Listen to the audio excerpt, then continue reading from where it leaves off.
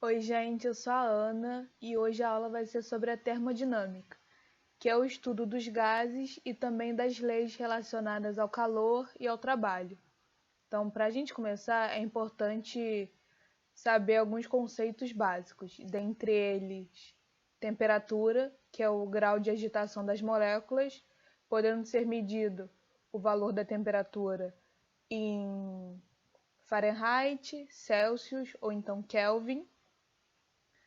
Também é importante saber o que é energia, que é a capacidade de moléculas ou então de um corpo em realizar trabalho, e calor, que é a passagem da energia térmica de um corpo para outro.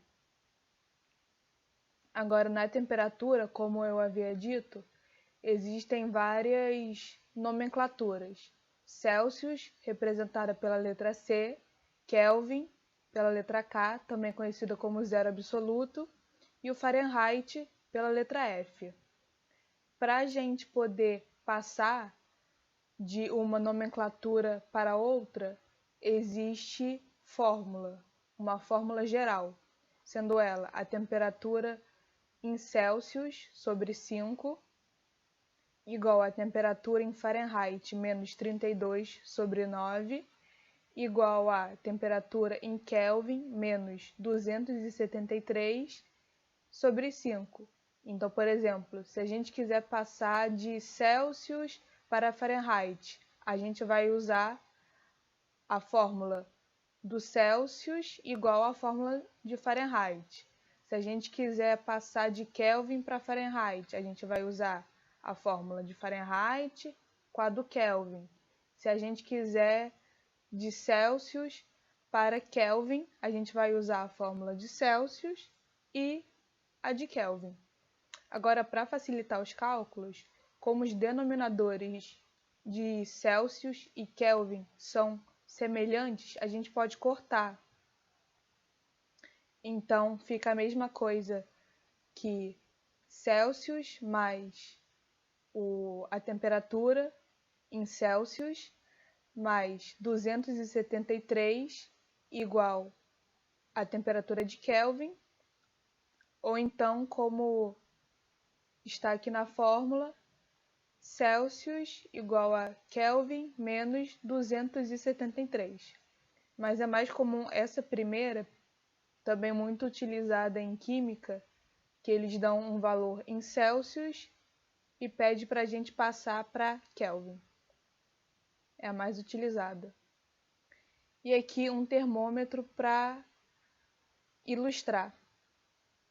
Aqui nós temos as temperaturas, aqui o valor de fusão, que é a passagem do líquido para o sólido, e aqui os valores para a vaporização, que é a passagem do líquido para o vapor. O mais conhecido que a gente usa no Brasil é a medição em Celsius. Então, a vaporização 100 graus Celsius e a fusão, quando vira gelo, 0 Celsius. As transformações gasosas ocorrem sempre nos gases ideais, que são aqueles que possuem suas moléculas perfeitamente elásticas, ou seja, as moléculas colidem, né, elas se encostam, mas elas não ficam danificadas, porque como elas são elásticas, perfeitamente elásticas, elas batem e se soltam. Então, dentre as transformações gasosas, nós temos a isobárica. Para começar, iso significa igual e bárica significa pressão, então seria uma transformação de pressão igual, ou seja, pressão constante. Nós temos a isovolumétrica, de volume constante, isotérmica, temperatura constante, e por último nós temos a adiabática, calor constante, ou seja, não há troca de calor com o meio externo, sendo que é o símbolo do calor, igual a zero. Agora, na fórmula, nós temos pressão inicial vezes volume inicial sobre temperatura inicial igual a pressão final vezes volume final sobre temperatura final. E através dessa fórmula a gente vai descobrindo.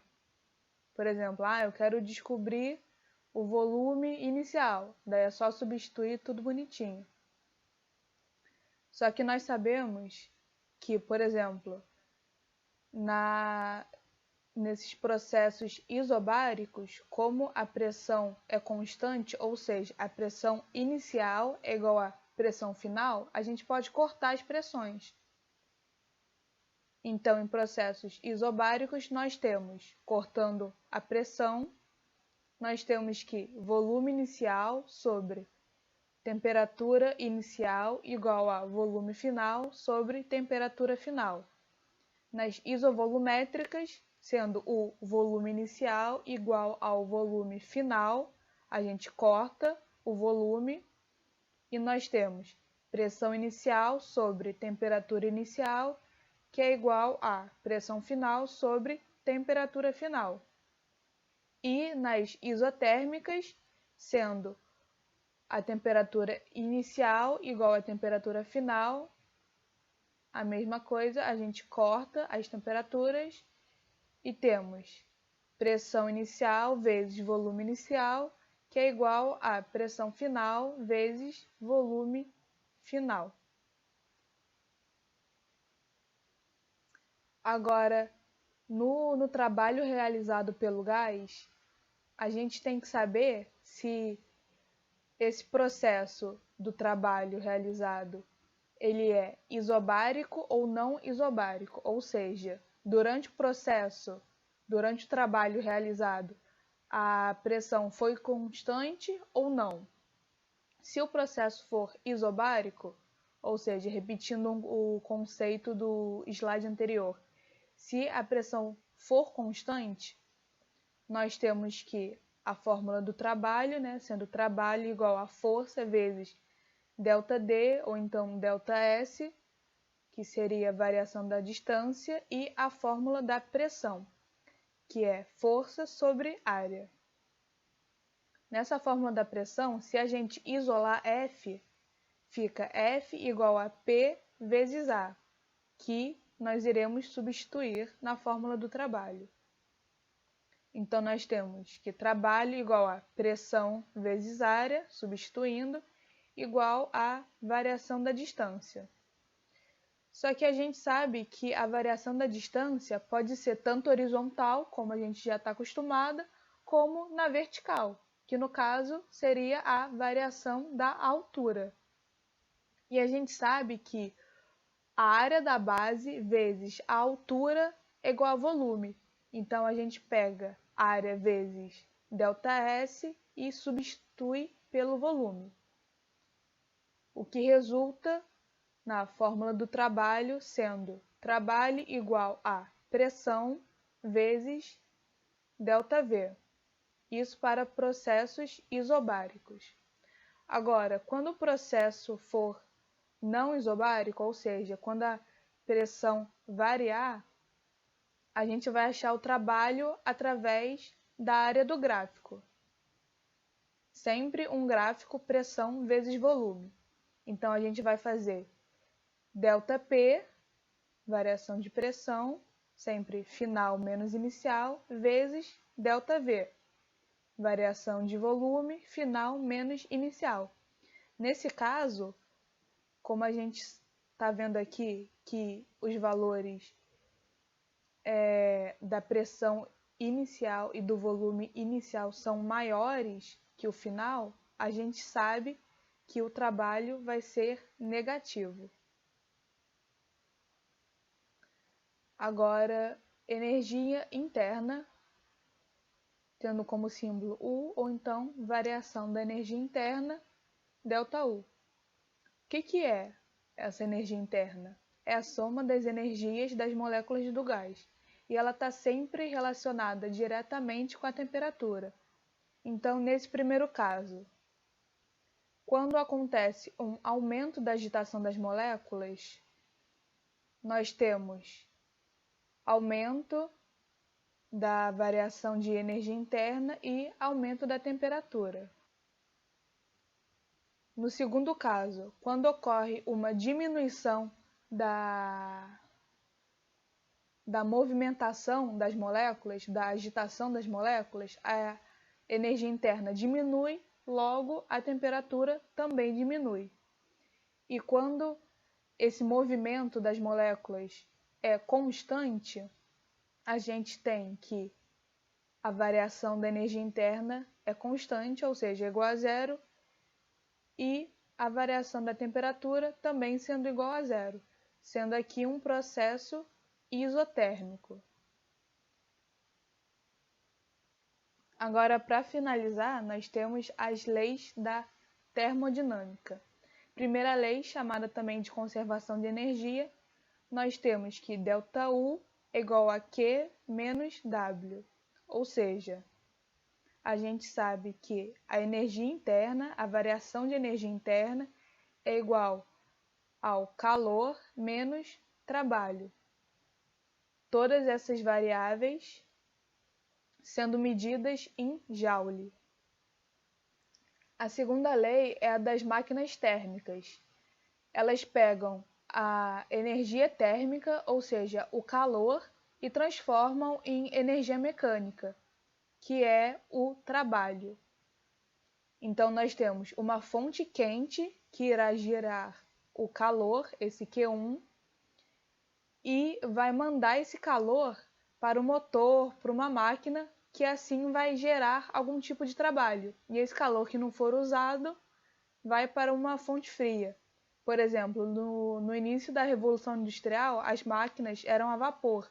Então, o que eles faziam? Eles pegavam uma fonte quente, esquentavam a água, e essa água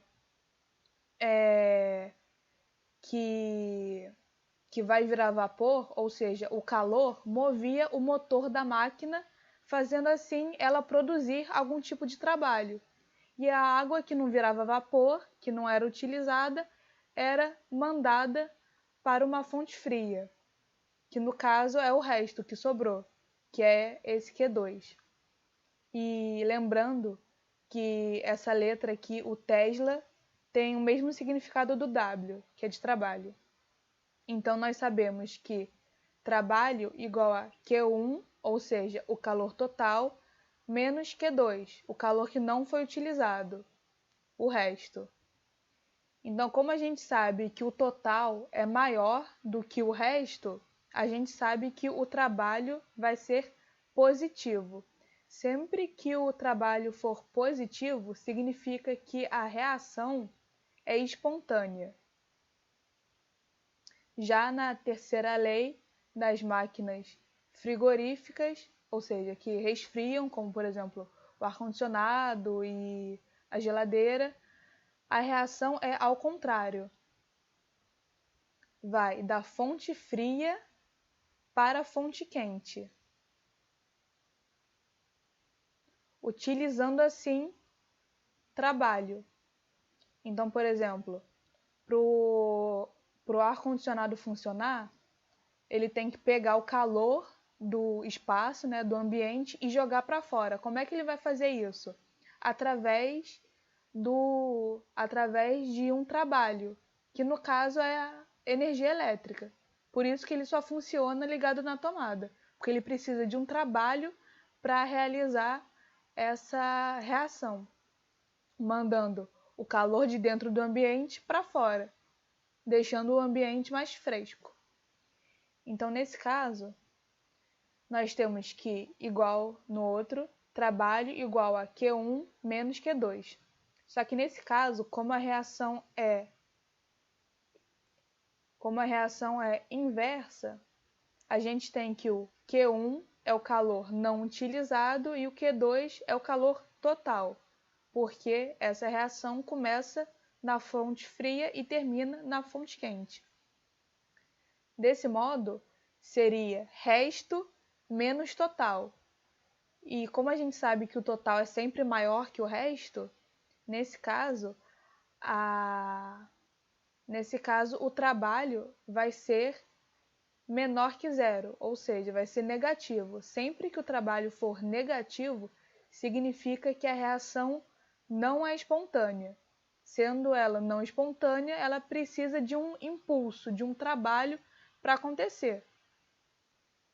Que, como eu já expliquei, no caso da geladeira, do ar-condicionado, precisa da energia elétrica para que eles funcionem. E tanto as máquinas frigoríficas quanto as máquinas térmicas nunca vão possuir 100% de rendimento, a não ser que no enunciado da questão fale que essa máquina possui 100% de rendimento. Aí beleza. Mas tirando isso, no dia a dia, elas nunca vão ter 100% de rendimento.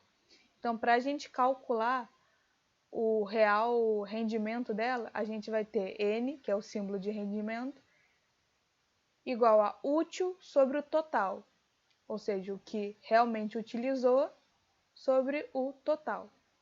E como é em porcentagem, vezes 100. Então, nas máquinas térmicas, nós temos o útil, que é o trabalho, sobre o total, que é o Q1. Porque nas máquinas térmicas começa da fonte quente e vai para a fonte fria. Então, substituindo o trabalho por Q1 menos Q2, nós temos que Q1 sobre Q1, que dá 1, menos Q2 sobre Q1, achando assim o rendimento das máquinas térmicas. Agora, para as máquinas frigoríficas, nós temos o útil, que é o trabalho, da mesma forma, sobre o total, que nesse caso, como começa na fonte fria, o total vai ser o Q2. Então, substituindo o trabalho por Q1 menos Q2, nós temos que Q1 sobre Q2 menos Q2 sobre Q2, que dá 1. Achando assim o rendimento. Então, é isso a aula. Essa matéria é basicamente decorar a fórmula e também decorar e entender, né, que é muito importante. E também saber o nome dos processos e o nome das variáveis. Mas não tem nada de muito complicado, não. E é isso, espero que tenham gostado e qualquer dúvida é só perguntar depois. Tchau!